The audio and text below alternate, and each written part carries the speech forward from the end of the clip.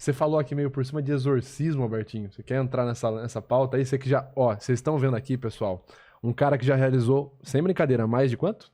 30 exorcismos. 30 exorcismos. Mano, Mas desses, pode falar? eu só coloquei o demônio 2 vezes. Na verdade, nesses, tem 2 vezes que eu não coloquei o demônio. Não, mas você faz o exorcismo é pra tirar o demônio. Exato, mas é porque, na verdade, desses 30, 28, eu coloquei o demônio. Pra poder tirar. Pra poder demonstrar e mostrar que é um fenômeno psicológico. Alberto Mastralzinho. Ah, cara. Só que tiveram 2 vezes. Deixa eu falar da minha experiência Por com favor, esse tipo conta. de coisa. Quando eu ia na igreja, eu fui em várias igrejas já evangélicas, e vez ou outra, cara, tem uma hora lá que manifesta. Cara, eu tenho a total liberdade de falar que eu não sei o que é. O que parecia é que era real. Eu não sei. Não esse da televisão que você vê que, pô, é muito forçado. Eu vi umas paradas de criança com força de, sei lá, 2, 3 adultos tentando segurar, mudar a voz e tal. Claro, eu não tava lá, eu tava de perto. Pode ser muita coisa, mas parecia muito real. Pode ser sugestão, uma criança, um pré-adolescente, sei lá, pode ganhar uma força extra por causa de alguma coisa sem ser demônio. Ou adulto não fazer força total. Ou adulto não fazer força porque tá estimulado a acreditar que aquilo realmente é real e, sei lá. Ó, eu não vou entrar no mérito se demônio existe. Aí tem que chamar o Iago Martins, meu amigo Iago Martins, Já que veio já veio aqui, aqui, já veio inclusive. aqui. Que o Iago vai falar de demônio, porque ele é pastor e tudo mais. Eu vou falar uma perspectiva psicológica. Tá. Primeiro eu tenho que vou explicar por que às vezes tem hipnose nas igrejas e as pessoas não percebem. Só uma coisa, a gente vai fazer aqui alguma coisa. Eu queria preparar o Max com a máscara aí, pra ver se a gente tira um demônio dele, porque depois que vieram as advogatas, eu acho que realmente ele precisa tirar essa coisa de dentro de você. Cara. Ele tá com uma áurea pesada. Tá assim. com uma aura pesada. Tá carregado. Realmente. Você falou áurea? Melhor do que Peraí. falar auréola, né? Auréola, né? A auréola pesada. Depois a gente pode fazer experiências de hipnose com o Max também. Tá bom. Só que então só explicar por que surge hipnose na igreja de forma espontânea, nem sempre ela surge. Já teve pastor Como assim? que veio pedir pra ser teu aluno, né? Já. O quê? Mas nunca é assumido que é uma hipnose. Nunca falou. O que acontece é o seguinte, vamos lá. Existem 2 tipos de hipnose que acontecem na igreja. Tá. Tem as hipnoses que vão acontecer devido ao ritual. E tem hipnose que vai acontecer devido a uma coisa chamada charlatanice e estelionato. A primeira, eu acho que eu já experimentei isso. Então, primeiro eu vou falar da segunda primeiro, que ela é mais curta. Tá. O que acontece? Os caras fazem curso de hipnose.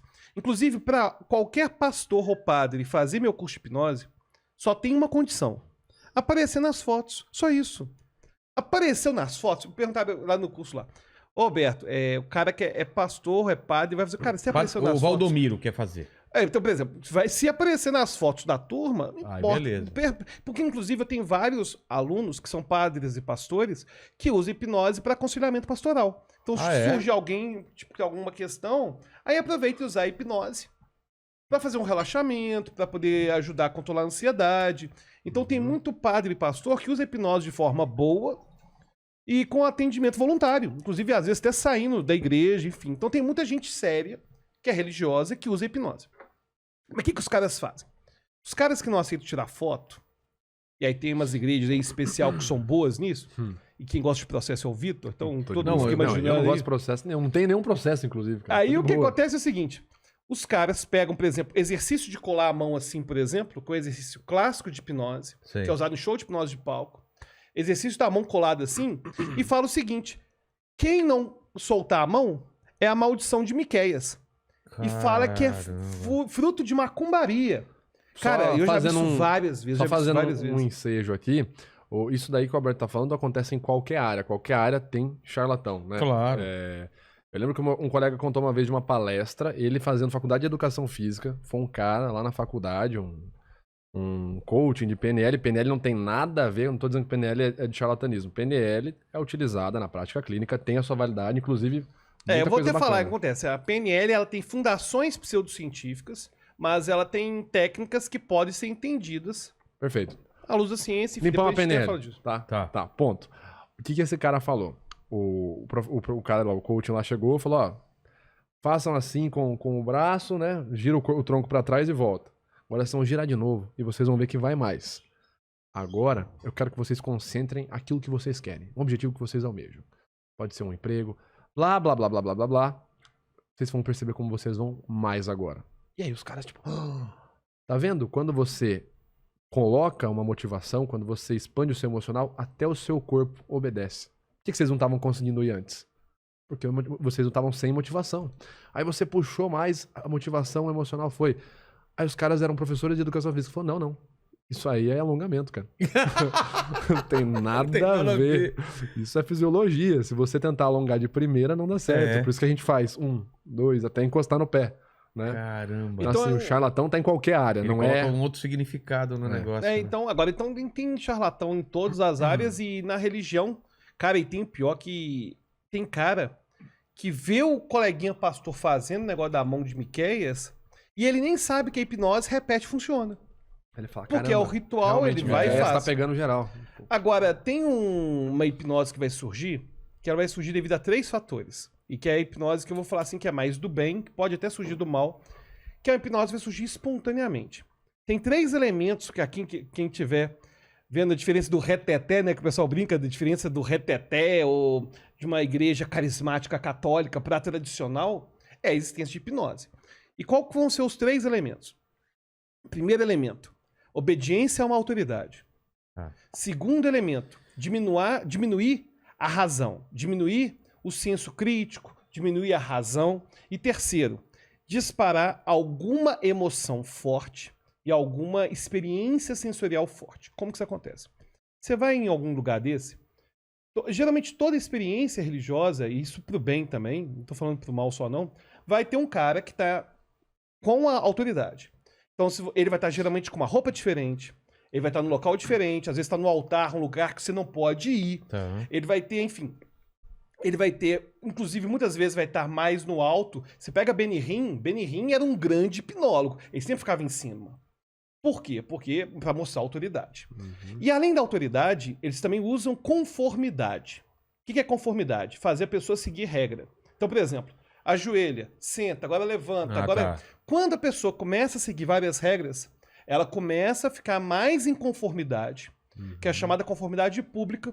Ela fica mais em conformidade com aquelas pessoas que estão ao seu redor. Inclusive, tem um fenômeno psicológico chamado conformidade pública, que é a pessoa começar a fingir que está sentindo algo. Por exemplo, uma pessoa tem uma manifestação, ela finge que está tendo também, pela conformidade pública. Para se sentir aceito pelo grupo. Então tem essa questão da autoridade, que é a primeira coisa que faz surgir hipnose. Mas tem igreja católica, por exemplo, ou uma igreja presbiteriana que tem uma missa tradicional, um culto tradicional, não tem hipnose. É por causa do segundo elemento. O segundo elemento é diminuir, durante o ritual, a razão e o senso lógico da pessoa. O que eles começam a fazer? Primeira coisa, estimulação sensorial. Começam a ter muitos estímulos, geralmente sons, estímulos sensoriais, barulhos. Por que olha para cima? Não é à toa. O olhar pra cima induz... Se você ficar assim, ó... Se você fizer assim, ó... de olhar pra cima? Olhar pra cima... Você virar o olhar pra cima induz estados alterados da consciência. Por quê? Isso foi descoberto devido à hipnose. Desde a época de Braid, foi um grande médico. Que quando você... Achei que era pra lembrar do visual. Pela forma como que o nervo óptico se conecta no cérebro, ele começa a induzir certas alterações cerebrais. Então, imagina, o cara tá olhando para cima, já tem uma autoridade, seguiu um monte de regra, tem um livro sagrado, e que você não pode questionar em momento algum todo dia lá. Ler aquele livro. Não pode questionar aquele livro sagrado. E tem uma grande sacada, que aí eu vou entrar no exorcismo, vou entrar no tarantismo, vou entrar no candomblé, que essa estimulação sensorial que acontece no culto, ela estimula o sistema nervoso simpático. O que é o sistema nervoso simpático? Quando o Vitor falou da amígdala, a amígdala dispara uma chamada reação de luta e fuga. A mesma do assalto, é a mesma, enfim, quando alguém te assusta, e você começa a ter sudorese, a pupila, ter midríase, a pupila dilata. Liberar peso por líquidos, né? A pessoa alguém se urina, vomita. A pessoa tem adrenalina, dispara adrenalina, cortisol. Essa estimulação sensorial, ela aumenta a possibilidade da pessoa seguir cada vez menos a lógica, porque a estimulação sensorial faz sequestro da amígdala. Então aquilo que eu estava falando de sequestro da amígdala acontece também nesses rituais. Porque tem muita música, tem muito flash, luz. Inclusive o Iago estava comentando comigo que ele ficava intrigado por que que essas manifestações estavam acontecendo só em encontro de jovens, que estava todo mundo com privação de sentido, estava às vezes todo mundo com música, ou estava todo mundo num lugar muito escuro, sem dormir, jejum. Claro, aí você começa a ter um ambiente, é o que o Iago comenta, né, que ele começou a perceber que existia uma formulinha que era capaz de fazer aquelas coisas surgirem. Caramba. Então, é pela estimulação sensorial. Então, a gente teve, primeiro, a autoridade, bem estabelecida. Segundo, a gente teve a diminuição da razão, o sequestro da amígdala, primeiro devido à existência de um livro sagrado, que você não pode questionar nada, eu não vou entrar aqui em mérito religioso, inclusive porque eu sou amigo de pessoas que são religiosas. E você também tem esse problema de que, quando a pessoa está lá, ela está sendo estimulada sensorialmente. E aí vai surgir o terceiro passo, que é a catarse. Esse excesso de estimulação sensorial faz a pessoa ter catarse. E é aí que vai ter também, inclusive, o exorcismo. Se você pega os exorcismos, falando de fisiologia do exorcismo, por que a pessoa trava com os braços para trás? É porque, na verdade, vai tendo uma estimulação simpática e ela vai disparando adrenalina e cortisol. Não vou nem entrar aqui no mérito se é um demônio ou se não é. Não vou entrar nesse mérito, não. Mas a fisiologia é que tem uma estimulação sensorial. Então, a pessoa vai começar a bater na mesa. Vai ter vários sons, a pessoa vai bater na mesa, vai ter várias músicas. É difícil você ter uma manifestação dessa. O Iago até relata que ele já viu manifestação do nada, sem nada. Mas é difícil você ter, todas as que eu vi eram mediante estimulação sensorial. Então, essa estimulação sensorial acontece nas igrejas, principalmente igrejas neopentecostais, acontece nesses rituais de exorcismo. Inclusive, os rituais de exorcismo do sul da Itália, que existem até hoje, em vilas, um amigo meu, Giancarlo Russo, que é um grande hipnotista, que eu já até trouxe para o Brasil já, ele fala assim: Alberto, no dia que eu te trouxer aqui os rituais de exorcismo das pequenas vilas do sul da Itália, caramba, ele falou que tem um ritual lá legal que é o seguinte. Mas o cara falando em latim. Ele falou que tem umas coisas loucuras. Aí o que ele fala? Ele fala que tem um desses rituais que chega os caras que estão achando que estão endemoniados. Aí o padre pega um colar, tipo uma coleira, e fecha. Aquele que ele fechar e tiver com o demônio manifesta, no momento que fecha. Aí o cara chega, fecha e o cara começa a falar supostamente em latim. Em outra língua, morta. Agora, por que a pessoa tem muita força? Eu vou explicar a partir da fisiologia. Por causa da adrenalina e cortisol. Você já deve ter visto, por exemplo, caso de mulher que defendeu o filho e bateu no pitbull. Ou levantou um carro. Ou levantou carro. Fusca. São fenômenos que a gente vai ter devido à estimulação, à necessidade do corpo se proteger. Então o corpo, quando é posto no limite, ele tem super força. Ele tem super força. Então se a pessoa está num ambiente que estimulação sensorial tem uma autoridade grande. Por quê? Eu vou exemplo aqui. Você pode estar num show de rock e ter o segundo item. Você diminui, inclusive, a sua razão devido à estimulação sensorial no show. Eu já apaguei ouvindo o Blackbird do Paul McCartney ao vivo. Que é uma música que eu gosto tanto. Que eu fiquei imerso, assim, aí eu comecei a ver que eu tava me perdendo. Tipo, onde que eu tô? Caramba! É porque a estimulação sensorial faz isso. Show de rock, imagina show de rock sem luz. As pessoas não se entregariam tanto. Então, esse segundo elemento da estimulação sensorial e diminuição do senso lógico, do senso crítico, ele também acontece em outros contextos. Mas na igreja, você tem a autoridade bem estabelecida, tem um livro sagrado, tem um monte de regra, a pessoa segue um monte de instrução, aí depois começa a ter estimulação sensorial, mão para trás, mão para o outro. Não sei se você já viu, quando o padre faz assim, né? Por que faz isso? Esse toque que faz aqui leva à chamada reação vagal. É uma reação fisiológica. Como que funciona? O cara, se ele for maroto, né? O cara que é maroto, ele tá olhando. Lembra dos olhos da Mari, quando estava hipnotizada? Lembra que tava... O olho fica daquele jeito durante a hipnose que surge no culto. Aí se o pastor for maroto, ele vê... Por que você acha que o cara faz só isso em alguns?